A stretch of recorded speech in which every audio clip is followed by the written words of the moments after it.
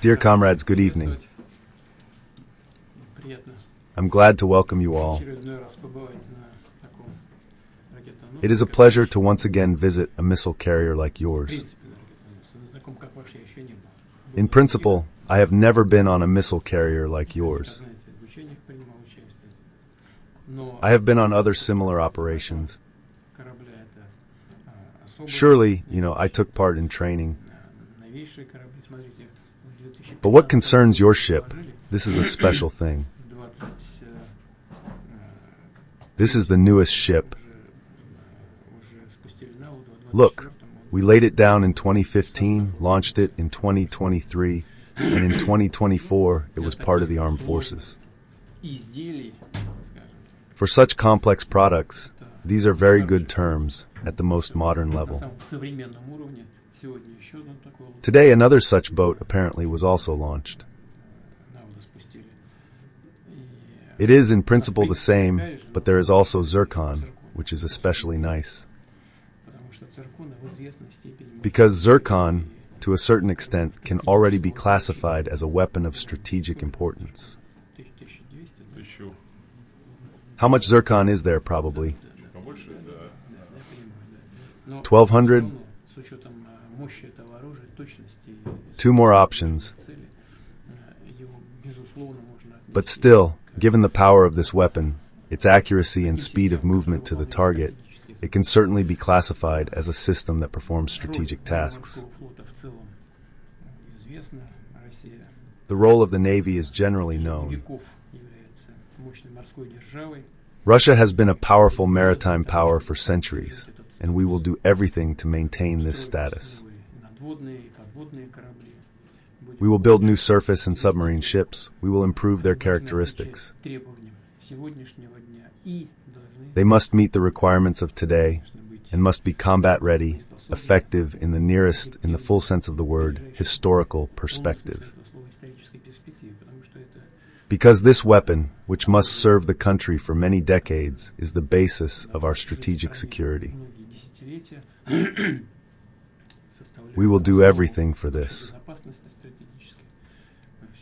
Just as we will do everything to prepare specialists like you.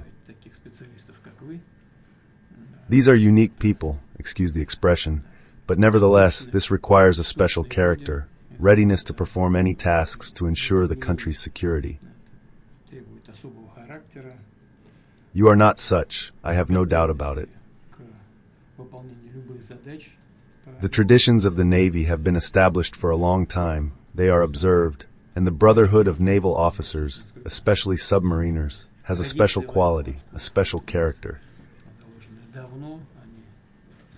In principle, I want to congratulate you on the fact that you have entered service at such a facility, the most modern, the best equipped, capable of performing the most diverse tasks. This, is better than anyone else, but this is a very important issue. And to work on surface targets, and on underwater ones, and on stationary ground targets. In general, it is probably difficult to list or name such tasks that missile carriers of ships of this kind cannot perform. They can all, and we will solve all this next time. Now, as we have spoken with the commander, with the important commander, everything must meet the requirements of today and tomorrow.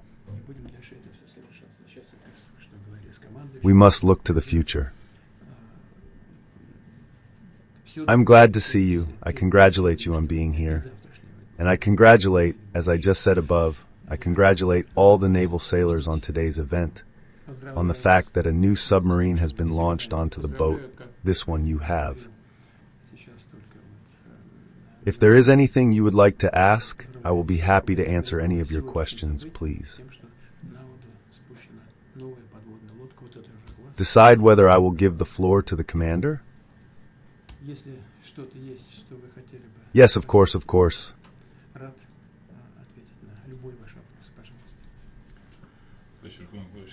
Comrade Lieutenant Governor, I would like to say a little about our, so to speak, exposition. 4 submarines, all called Archangels. The first, the battleship Archangels, was transferred to the Soviet Navy in 1944 as reparations. And from 1944 to 1949, it served under the name Archangels.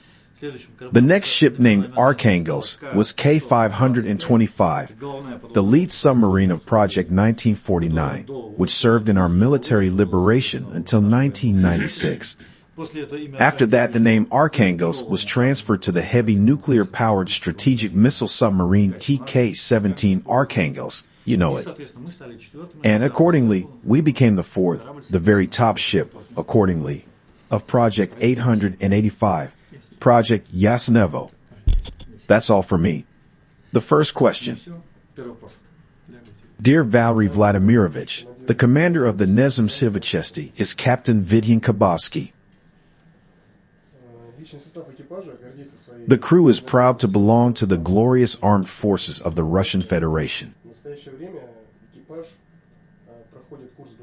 The crew is currently undergoing a course of white training and is preparing to perform important tasks at sea. Everything is going according to plan, and I am confident that both the crew and our cruiser will be able to perform the main tasks at the appointed time. The cruiser of this generation is our pride, due to the fact that few countries in the world are capable of creating their own serious and formidable weapons. Please tell me, what are the future prospects and plans for the development of the Navy in our country? Do not worry. I have already said that we believe that the Navy is one of the main guarantees of state security, strategic stability in the world as a whole, since we have a well-known strategic balance with the United States, and we will treat this with the utmost care. We will do everything in due time. Of course, there have always been many questions and problems at all times. Russia held a huge territory on land, but it is no coincidence that the traditions of shipbuilding for the Navy were laid down since the time of Peter the Great. In principle, they existed before, but Peter put them on a completely new base, on a completely new foundation, and we will do everything to not only preserve this component of the Russian armed forces, but also to strengthen it. We have just witnessed the launch of the 5th yasen-m cruiser, and it is planned to build 5 more such ships, plus 3 more borey-a ships. But our plans for building the armed forces and the Navy are not limited to this. There are plans for building surface ships, strategic organizations. I will not go into details now. We have different views, different approaches regarding what and how we need to do here. But all these disputes between scientists, designers, between the armed forces, between various enterprises, this is all a positive process that is aimed at choosing the best, optimal options for the development of the fleet. But that's what we'll do. I won't go into details now, although I'm immersed in these details. The commander knows, but not so often, although it should be more often. We meet with these people regularly. All these disputes go on and on and on, but decisions are also made finally. We are not simply adjusting our positions. During these discussions, decisions are made on the development of the fleet, and they are long-term, for decades to come, from 2050 and beyond. Now we are making a complete reshuffle, preparing a strategy for the development of the naval forces, the Navy, and a program for the construction of ships, surface and submarine, until 2050. We will work together with you. I say this without irony. вместе с вами работать. Я говорю без иронии. Why? Почему? Потому что от того, как идет эксплуатация, Because the decision on future development plans depends on how the operation, in this case of boats, goes. будущим планом развития. Так что я очень рассчитываю на то, что и So I very much count on the fact that you and you will serve here will do something. If you notice something, will think about something, please, we will be glad to hear about your practical comments. практического характера. Пожалуйста. Comrade Supreme Commander-in-Chief, Commander of the Combat Communications Unit, tanker within the framework of the law. The task that we, submariners, perform is of great importance for the security of the state. But we also understand that the main task now, for all of us and the country as a whole, is to achieve the goal of the special military operation. Could you give your assessment of the current events and the progress of the special military operation? Of course, Я скажу коротко. Мы I will say it briefly. постепенно We are gradually, not as fast as someone would like, but nevertheless persistently and confidently moving towards achieving all the goals declared at the beginning of the operation. But I would like to start with something else. I would like to say that we were not the authors and initiators of the beginning of military actions. They began after the coup d'etat in Ukraine in 2014, which was supported by Western countries. After that, military actions actually began in the southeast of Ukraine.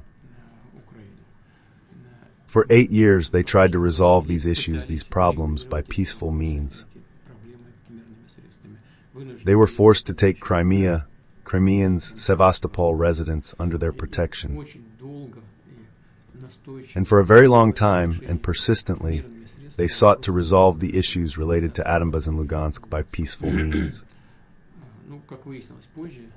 As it turned out later, both the Ukrainian authorities and Western curators know all this well now. They were essentially part of the plan.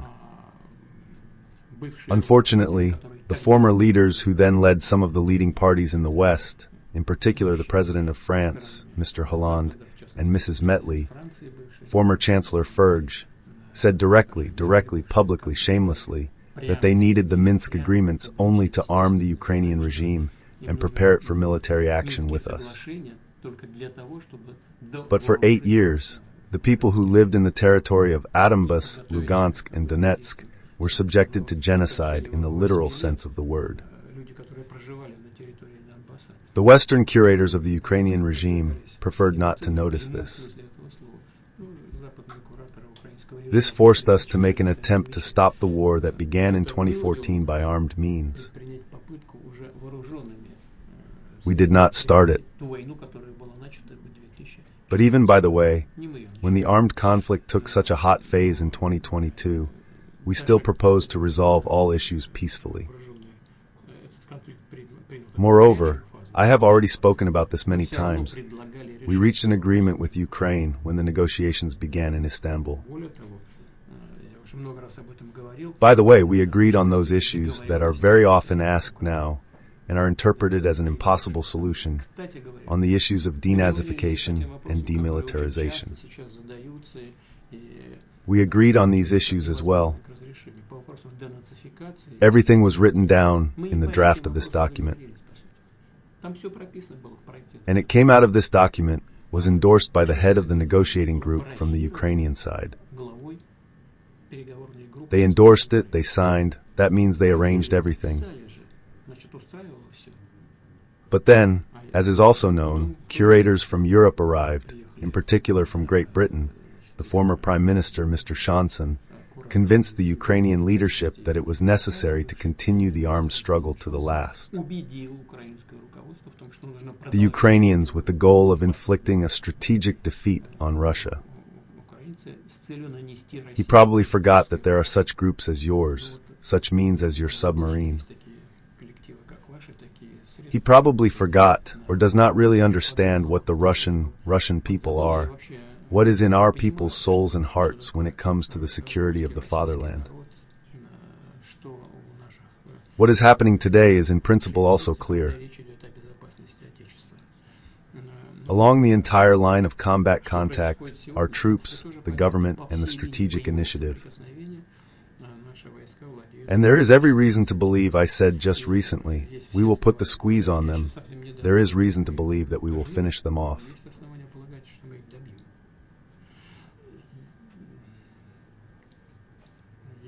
I think that only the Ukrainian people themselves must come to an understanding of what is happening. And the fact that our armed forces are gaining momentum, acting more and more effectively, can be directly told by a participant in the military actions, Major General Mikhail Evgenievich. Please sit down. He commands the 155th Marine Brigade of the Pacific Fleet. The brigade is one of the best, in my opinion, armed forces. And in the opinion of the Minister of Defense, the Chief of the General Staff, what Major General Khmelnikov will achieve should be replicated in other units of the armed forces.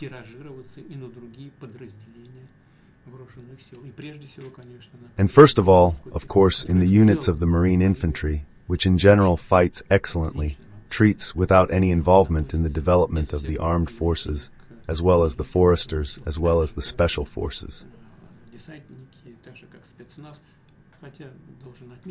Although, I must note that just today before coming here, I listened to another report from the Chief of the General Staff, and other units of the armed forces have gained very good momentum. As for the Marines, I have already said they are fighting excellently.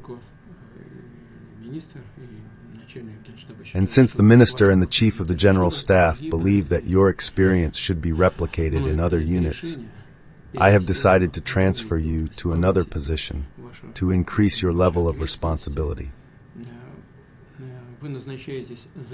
You are appointed Deputy Commander of the Russian Federation Navy. Your area of responsibility will include command of all naval infantry of the Navy and all missile and artillery coastal troops. The task is simple, although large-scale. Despite the fact that all the Marines are showing themselves in the best possible way, all these units need to be brought to the level of combat readiness and effectiveness to which you brought the 155th Marine Brigade of the Pacific Fleet. In addition, the General Staff and the Ministry of Defense have approved a program for the reorganization of the Marines, these units, and we will gradually create Marine divisions from the brigades. This year, 2 divisions, including the 155th Brigade. Next year, 2 more divisions, and the year after that, another division. Therefore, this is a big job, which will be connected with the organization, first of all, of combat training. Considering your combat experience during the command of about the 155th Marine Brigade of the Pacific Fleet, we need to think about staff changes, since the brigade is being transformed, converted into a division. We need to think about weapons, about means of communication, and so on. That is, in principle, a lot of work. But I will tell you a little later about what needs to be done in the coming days. The commander supported this proposal, so I hope that everything will work out for you, and I don't even doubt it. I wish you luck. As for the situation on the combat contact line, I want to say this again to emphasize it. Along the entire front line, strategic initiatives are entirely in the hands of the Russian armed forces. The Luhansk People's Republic has been liberated on 99% of its territory, and Donetsk, Kherson, and Zaporizhzhya over 70%. Our troops, our guys are moving forward and liberating one territory after another, one population after another, every year.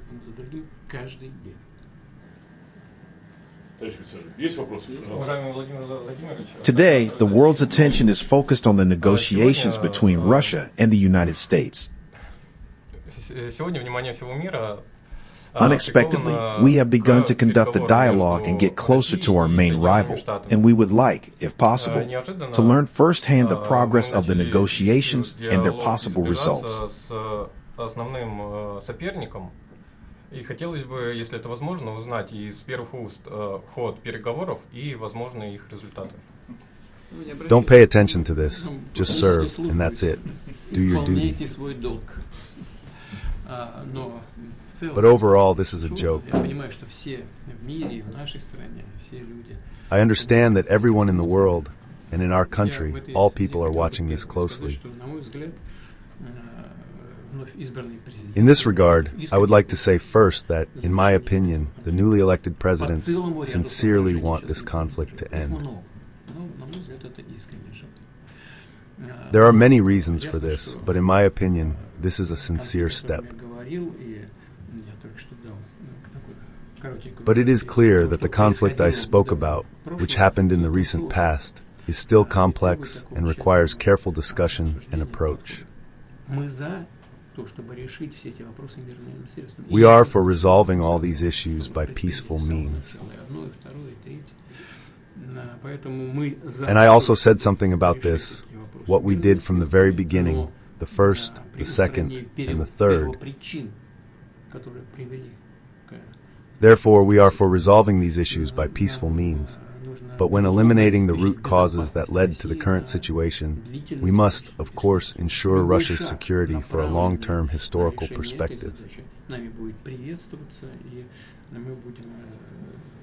Any step aimed at resolving this problem will be welcomed by us, and we will work with any partners who strive for this. It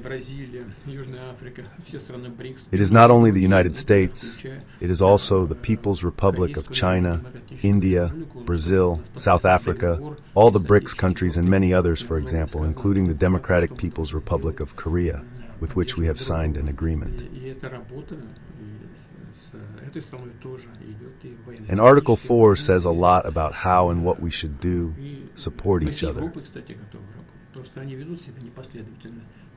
And this work is also underway from this side, both in the military, technical, and military spheres.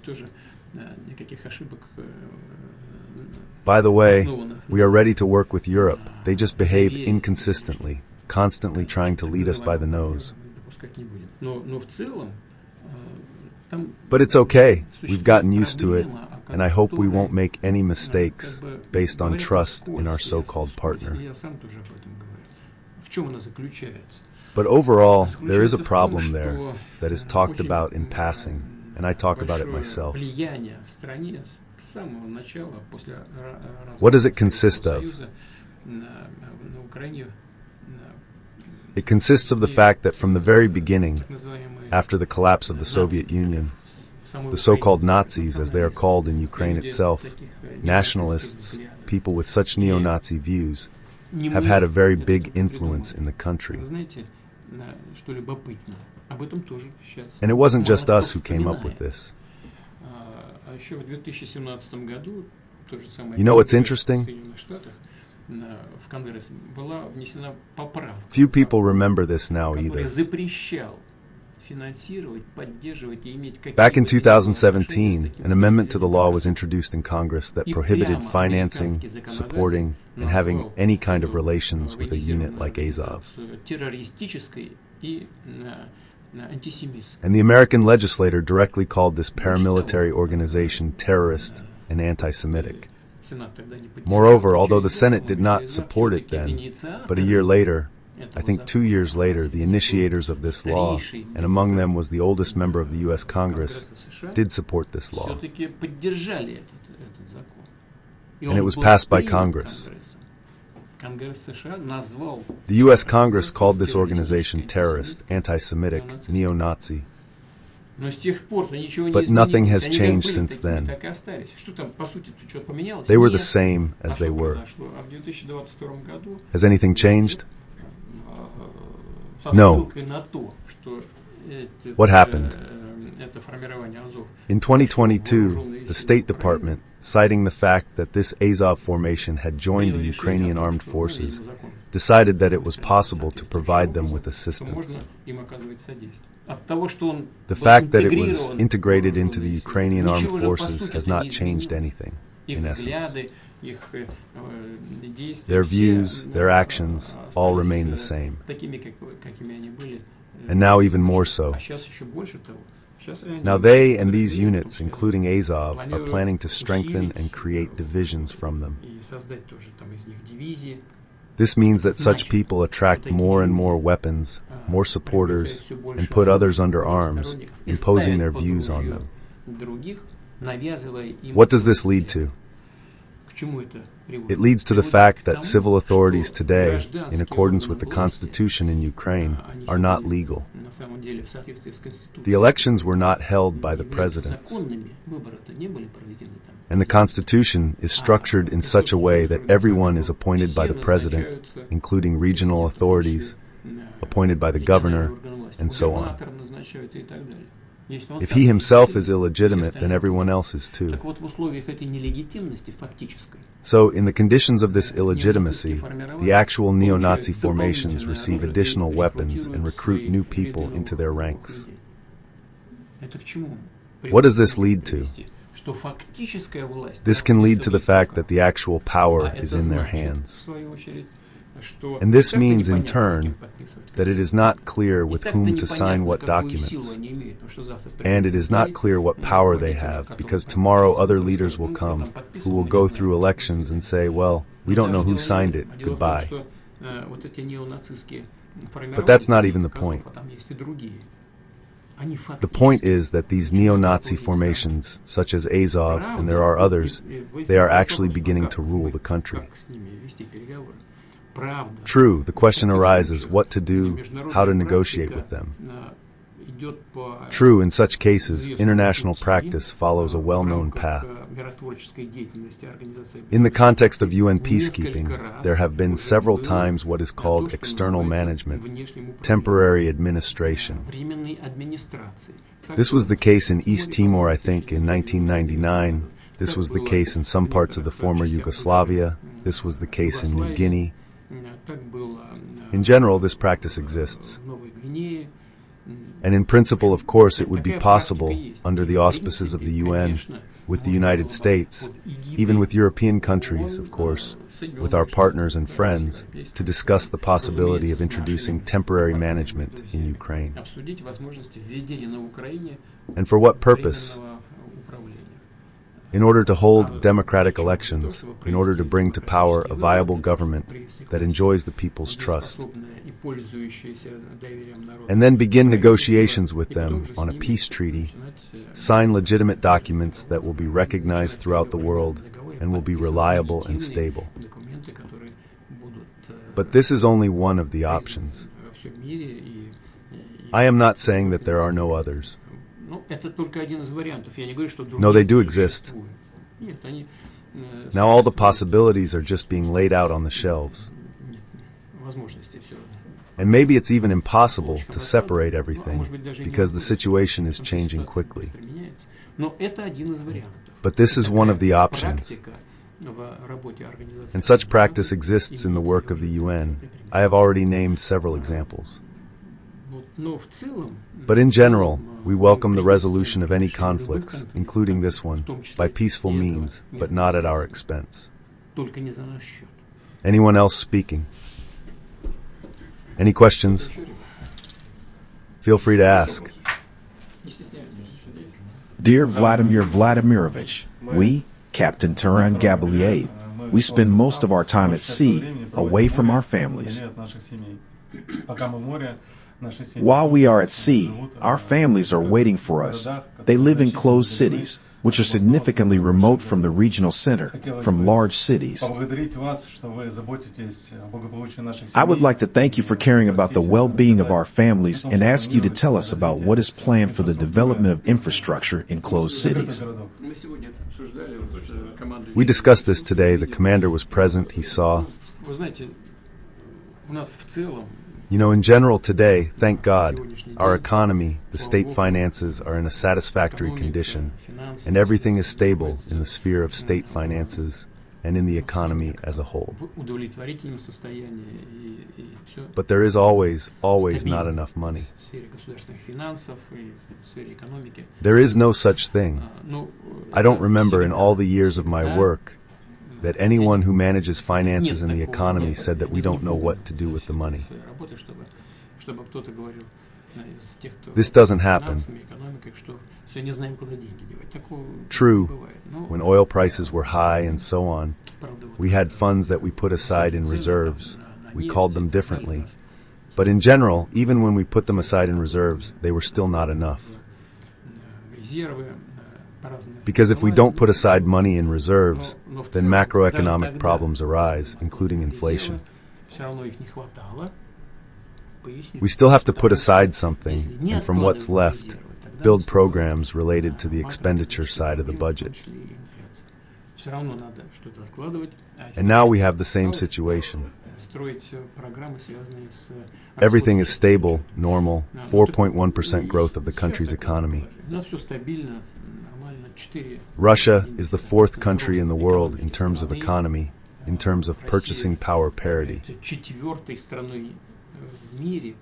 In first place is China, then the USA, then India, then Russia. And all the rest, including Japan, Germany, and so on, are all lower. I'm not even talking about Great Britain. They still pop up here, behave aggressively, but their economy is, in my opinion, in 9th or 10th place in the world. Hence the armed forces. How many are there? 170 or 180,000? That's all the armed forces and committees. But what am I talking about now? That something is always missing. The commander was also sitting today. He was present at the meeting. He took part in it. As for the development of military towns from the ATO, last year I think we allocated for these purposes, for development, for putting these towns from the ATO in order, about 39 billion rubles over 2 years, I think over 3.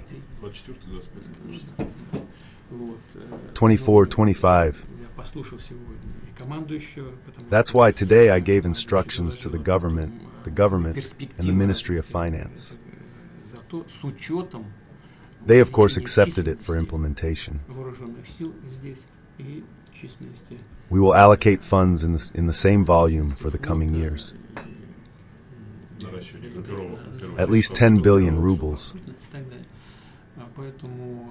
I hope that what has already been done, I hope that it is noticeable.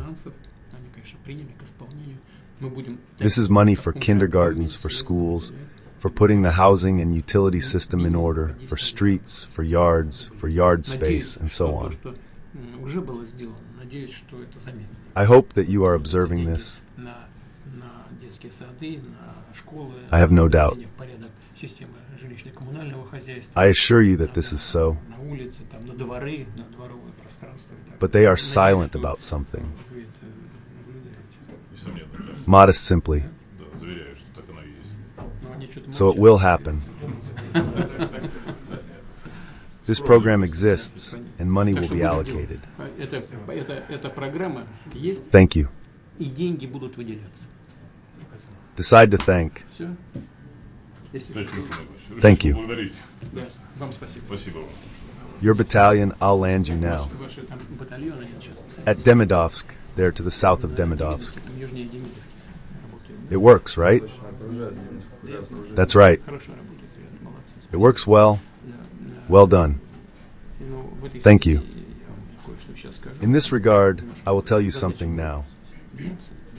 The tasks will be fought for the CIA brigades, but I can't say it now.